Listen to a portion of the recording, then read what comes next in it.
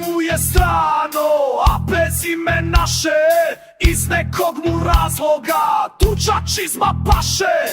Odreko se predaka, dede i pradede, seća se do petka ili prošle srede.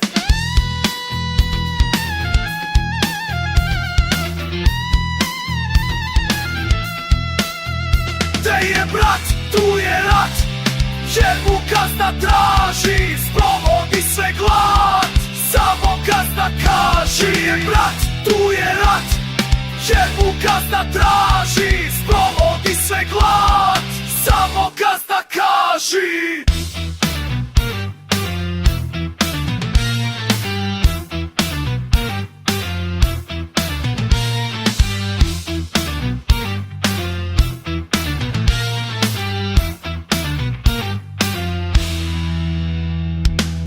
Tuđina primi sve što ovaj kaže, radi sve i čini, ako treba laže. Ime mu je strano, prezimena ić, sad je strani sluga, nekad srpski tić.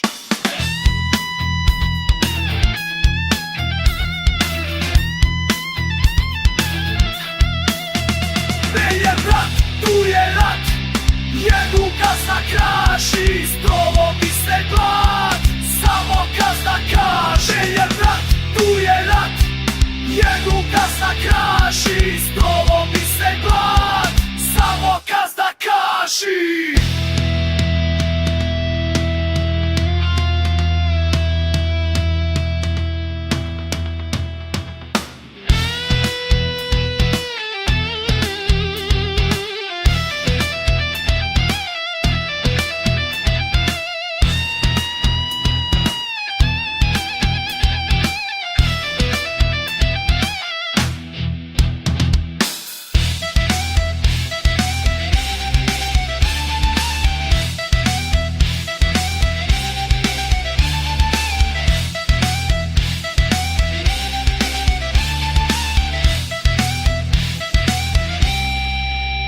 Gde je brat, tu je rat, jer mu gazda traži, sprovodi se glad, samo gazda kaže. Gde je brat, tu je rat, jer mu gazda traži, sprovodi se glad, samo gazda kaži.